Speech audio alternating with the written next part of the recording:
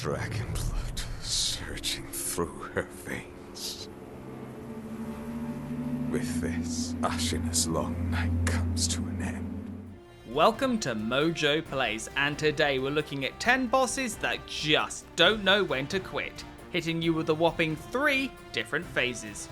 Big spoilers ahead, you've been warned. I thought if we defeated him, we could save the world. But I was wrong.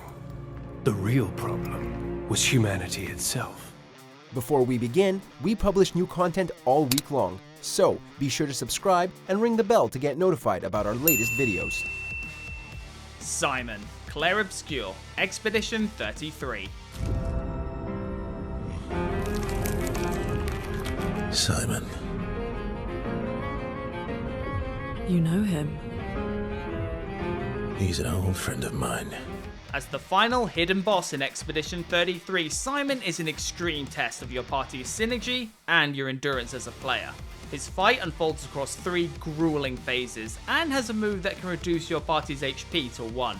The first phase introduces relatively telegraphed but extremely hard-hitting attacks. In phase 2, he already turns things up as he starts to unleash longer, faster combos, and will quickly remove your party members from the canvas if you aren't careful. But the third phase is where things really get out of hand, as Simon pretty much goes crazy with his combo speed and length. His attacks hit hard enough to instantly kill you, so if you don't have second chance equipped, this fight is going to be near impossible.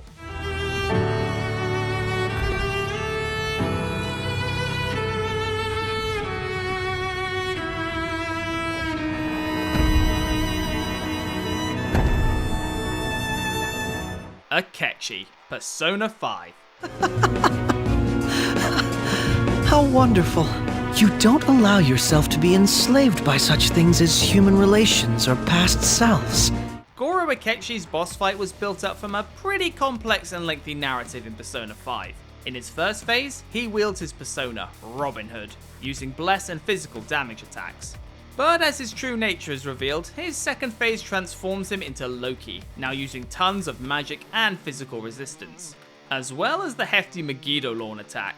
As you get into his final phase, at around a third of his health, Akechi is pushed to his limits and disregards all previous patterns. Furthermore, he'll now use Leviatane, which will decimate you if you're not ready to block it.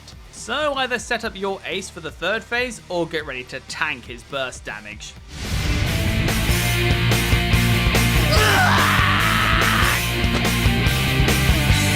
Shadows of Yharnam, Bloodborne.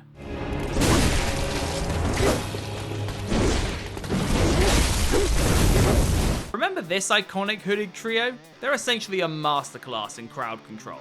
It's not one boss with 3 phases. Instead, they'll power up one another each time you kill one. All 3 of them are different retrospectively, with one wielding a sword, one that breathes fire, and one that mostly throws ranged spells. As their health collectively drops, snakes will sprout from their bodies, and when 2 of them go down, the last one seems to at least somewhat gain similar powers to the other 2, along with, more snakes. While you can play most of the fight slow and relaxed, the tempo gets vastly turned up in that last phase.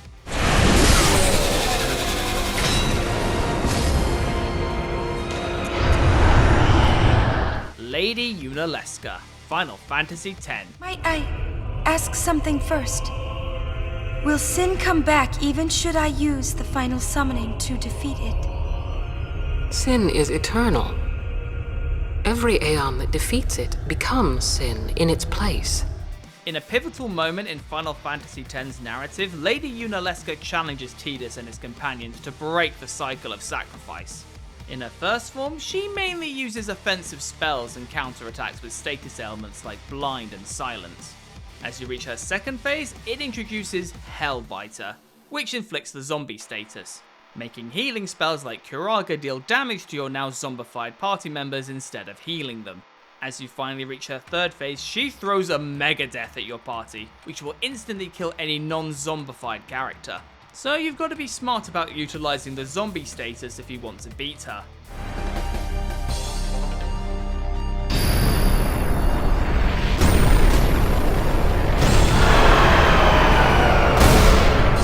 Skadu Tree Avatar, Elden Ring. From Software has this tendency to bump up the difficulty in their games to the extreme with their DLCs, and Shadow of the Erdtree is no different. This colossal, sunflower-headed monstrosity is no ordinary Erdtree avatar. It starts out seemingly predictable, with big AoE attacks and sweeping strikes, but each time you kill it, it comes back, needing you to kill it 3 times total, and with each return, it changes up its moveset to be far more aggressive and with new combos. Gardening has never been so nightmarish.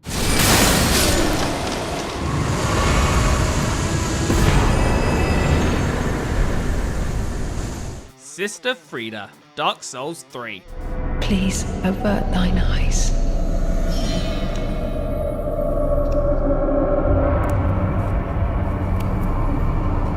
I will snuff out these ashes for good. Sister Friede's fight in the Ashes of Ariandel DLC is notoriously difficult. As you approach in an effort to take out Father Ariandel, Sister Friede will attempt to stop you and fight you with her deadly Frost Scythe. She deals hefty damage and is actually pretty fast. Take her down and Father Ariandel erupts into a rage, and now you have to fight both of them, which is pretty damn difficult to navigate. Friede continues with her fast scythe shenanigans, but now you also have to deal with Father Ariandel covering most of the arena with giant AoE attacks. Pass this phase, and you'll reach the true challenge of the fight, Black Flame Friede. This fight is just her, but now she dual wields her Frost Scythe together with a Black Flame Scythe, and goes berserk on us. Each hit is closing in on one-shot territory, she becomes ultra fast, and can even go invisible. It's things like these that make Sister Friede one of the most infamous video game bosses.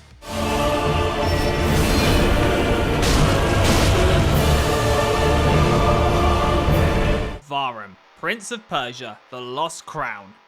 The Simorg is no more. Its powers are mine, and mine alone. Varum attempts to stop us multiple times after betraying us in Prince of Persia the Lost Crown, but most people seem to have trouble with the first one on the bridge. It's a brutal wake-up call and skill check.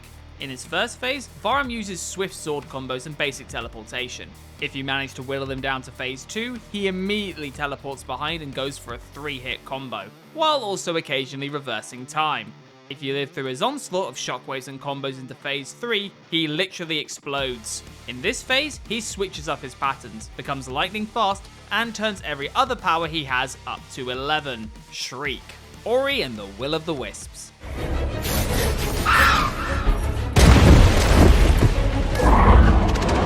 The last boss of Ori and the Will of the Wisps, Shriek demands you keep precise and light on your feet if you want to avoid dying over and over.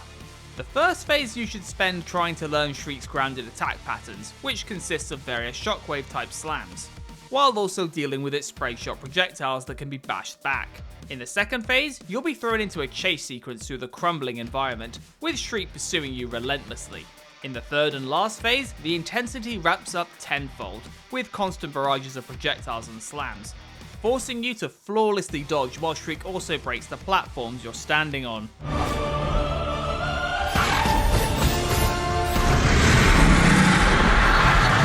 Ozma, the first Berserker, Kazan. Kazan, how you must have suffered to be here.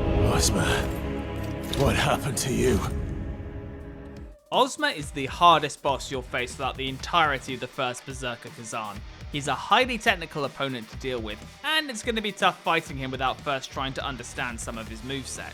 His first phase focuses on a variety of ranged magic javelins, but also attacking you with some pretty fast melee combos, so you've got to stay light on your feet. Upon draining his first health bar, he transforms and becomes way more aggressive with insane wing combos. And if you're not careful, he'll even parry you.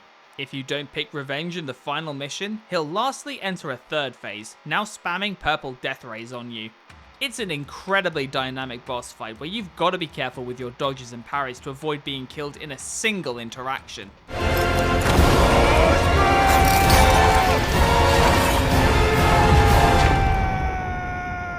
Isshin the Sword Saint, Sekiro, Shadows Die Twice. Which means Sekiro. I must destroy you. Considered by millions of gamers to be From Software's hardest skill check, Isshin the Sword Saint is an extremely brutal gauntlet of sheer attrition and willpower. We've already got to beat Genichiro right before him, although at this point you've likely mastered the fight against him. Only for Isshin to bring the most brutal fight in the game when all your resources are already drained. He engages you in phase 1 with just his katana, and is already near impossible to fight, yet brings a massive spear in his second phase in order to dual wield. This is also the phase that earned him the nickname the Glock Saint, as he'll pull out an actual gun in your sword fight and one-shot you if you miss any of the parries. If you somehow defy all odds and reach the final phase, he'll max out his aggression and employ lightning attacks alongside the most tough combos in the game. Expect your combat mastery and reflexes to be pushed to their utmost limits. Do it!